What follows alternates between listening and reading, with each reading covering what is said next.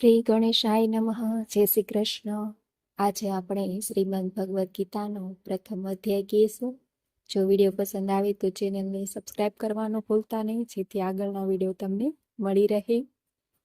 પ્રથમ અધ્યાય. ધૃતરાષ્ટ્ર બોલ્યા, હે સંજય, ધર્મભૂમિ કુરુક્ષેત્રમાં એકઠા થયેલા યુદ્ધના ઈચ્છુક મારા તથા પાંડુના પુત્રોએ શું કર્યું? સંજય બોલ્યા, તે વખતે રાજા દુર્યોધને વ્યૂહા ગોઠવાયેલી પાંડવોની સેનાને જોયા પછી દ્રોણાચાર્ય પાસે જઈને આ વચન કહ્યા, હે ગુરુદેવ, આપના બુદ્ધિમાન શિષ્ય દ્રુપદ પુત્ર ધૃષ્ટદ્યુમ્ન વડે વ્યૂહાકારે ઊભી કરાયેલી પાંડુ પુત્રોની આ અત્યંત વિશાળ સેનાને જુઓ.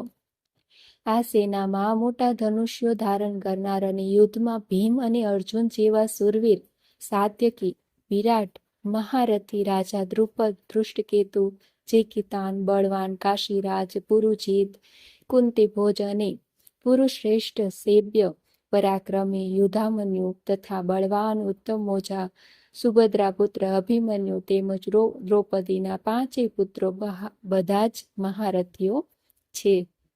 હે દ્વિજ શ્રેષ્ઠ, હવે આપણા સૈન્યમાં પણ જે મુખ્ય શૂરવીરો છે તેમને પણ આપ જોઈ લો.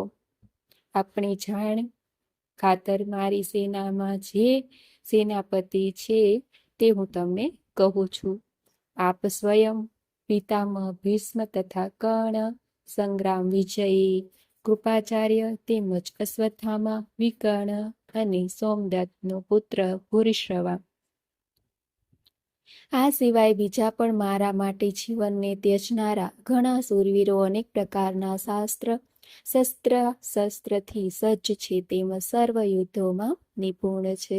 ભીષ્મ પિતામહ વડે રક્ષાયેલી આપણી તે સેના અપરિમિત હોવાને લીધે બધી જ રીતે અજેય છે. જ્યારે ભીમ વડે રક્ષાયેલી આ લોકોની આ સેનાને તો પરિમિત હોવાને કારણે જીતવી સાવ સહેલી છે. આથી બધા વ્યૂહદ્વારો પર પોતપોતાની જગ્યાએ રહેલા તમે બધાય સજાગ રહીને ભીષ્મ પિતામહનું જ બધી બાજુથી રક્ષણ કરો. કૌરવોના વૃદ્ધ મહાન પ્રતાપી પિતામહ ભીષ્મે તે દુર્યોધનના હૃદયમાં હરખ જમાવતા જોરથી સિંહની જેમ ગર્જીને શંખ વગાડ્યો. પછી શંખ, નગારા, ઢોલ, મૃદંગ તેમજ રણસિંગા વગેરે વાદ્યો એક સાથે જ વાગી ઉઠ્યા. તેમનો એ અવાજ ઘણો ભયંકર થયો. ત્યાર પછી શ્વેત અશ્વો જોડેલા ઉત્તમ રથમાં બેઠેલા શ્રી કૃષ્ણ મહારાજે અને અર્જુને પણ અલૌકિક શંખ વગાડ્યા. શ્રી કૃષ્ણ મહારાજે પાંચજન્ય નામનો, અર્જુને દેવદત્ત નામનો અને ભયાનક કર્મ કરનાર ભીમસેને પોંડ નામનો શંખ વગાડ્યો. કુંતીપુત્ર રાજા યુધિષ્ઠિરે અનંત વિજય નામનો અને નકુલ તથા સહદેવે સુઘોષ અને મણિપુષ્પક નામના શંખ વગાડ્યા. શ્રેષ્ઠ ધનુર્ધારી કાશીરાજ, મહારથી શિખંડી ધૃષ્ટદ્યુમ્ન, રાજા વિરાટ, અજય સાત્યકી, રાજા દ્રુપદ, દ્રૌપદીના 5 પુત્રો અને મહાબાહુ સુભદ્રાના પુત્ર અભિમન્યુ, આ સૌએ રાજન બધી બાજુએથી જુદા જુદા શંખો વગાડ્યા. તે ભયાનક નાદે આકાશ અને પૃથ્વીને પણ ગજાવતા ધાર્તરાષ્ટ્રોના એટલે કે આપણા પક્ષધારીઓના હૃદય ચીરી નાખ્યા.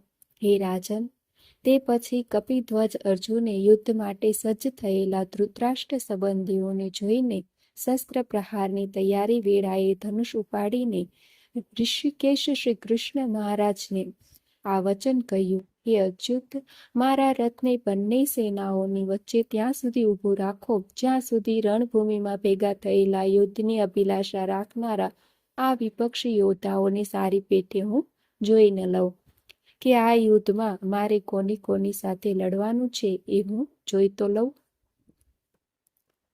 દુર્બુદ્ધિ દુર્યોધનનું યુદ્ધમાં હિત ઈચ્છનારા જે રાજાઓ આ સૈન્યમાં આવ્યા છે તે સૌ યુદ્ધ કરનારાઓ હું સારી રીતે જોઈ તો ખરો.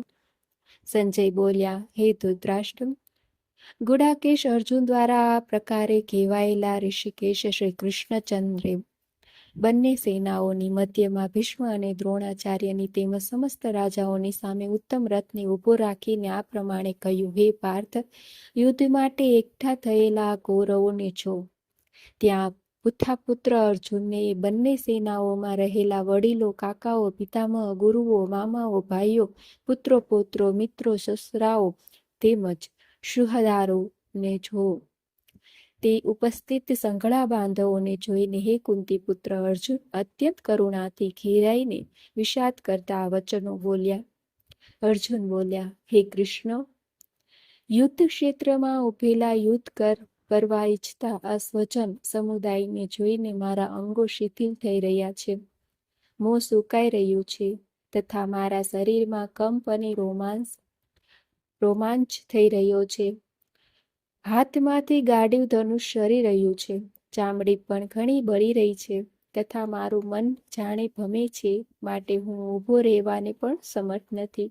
હે કેશવ, હું તો લક્ષણો પણ અવળા જોઉં છું અને યુદ્ધમાં સ્વજનોને મારીને કલ્યાણ પણ નથી જોતો. હે કૃષ્ણ, હું ન તો વિજય ઈચ્છું છું, ન રાજ્ય કે ન તો સુખ. પણ હે ગોવિંદ, અમારે આવા રાજ્યનું શું પ્રયોજન અથવા આવા ભોગો અને જીવનની પણ અમને શો લાભ?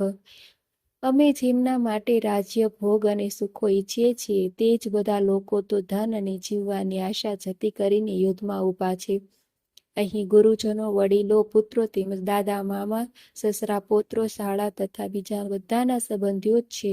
હે મધુસૂદન, હું હણાવ છતાં પણ અથવા ત્રણેય લોકનું રાજ્ય મેળવવા માટે પણ હું આ બધાને હણવા નથી ઈચ્છતો. તો પછી પૃથ્વી તો કહેવું જ શું? હે જનાર્દન, ધૃતરાષ્ટ્રના પુત્રોને હણીને અમને કયો આનંદ મળશે? આ આતતાઈઓને હણીને તો અમને પાપ જ લાગશે. માટે હે માધવ, પોતાના જ બાંધવ ધૃતરાષ્ટ્ર પુત્રોને હણવા મારે એમ યોગ્ય નથી. પોતાના સ્વજનોને હણીને અમે કેમ સુખી થઈશું? જો કે લોભને લીધે ભ્રષ્ટચિત્ત થયેલા આ લોકો કુળના નાશથી ઉત્પન્ન થતા દોષને તથા મિત્રોનો વિરોધ કરવાથી ઉત્પન્ન થતા પાપને જોતા નથી. છતાં પણ હે જનાર્દન, કુળ નાશના કારણે લાગતા દોષને જાણનારા અમોએ આ પાપથી બચવા માટે કેમ ન વિચારવું? કુળનો નાશ થતા સનાતન કુલ ધર્મ નષ્ટ થઈ જાય છે અને ધર્મ નાશ પામતા સમસ્ત કુળમાં પાપ પણ ખૂબ જ ફેલાઈ જાય છે.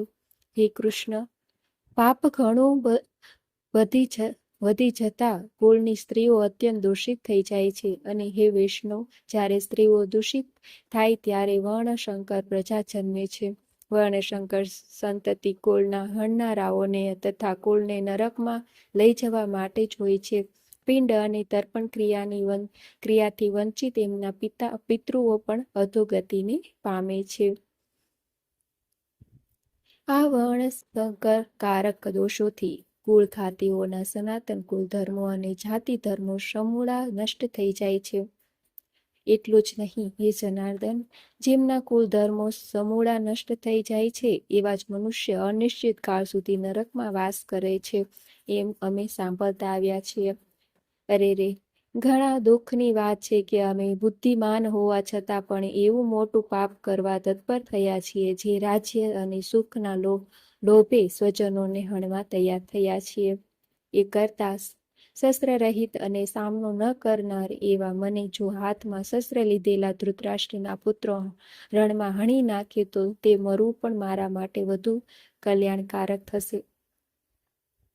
સંજય બોલ્યા, રણભૂમિમાં શોકથી ઉદ્વિગ્ન મનનો અર્જુન આમ કહીને બાણ સહિત ધનુષ ત્યજીને રથના પાછળના ભાગમાં બેસી ગયો. ઓમ તત્સદિતિ. શ્રી ભગવદ્ ગીતા સુપનિષત્સુ બ્રહ્મ વિદ્યાયામ યોગાશાસ્ત્રે શ્રી કૃષ્ણ અર્જુન સંવાદે વિષાદ યોગો નામ પ્રથમ અધ્યાય સમાપ્ત. અર્જુન વિષાદ યોગ નામનો પહેલો અધ્યાય સમાપ્ત.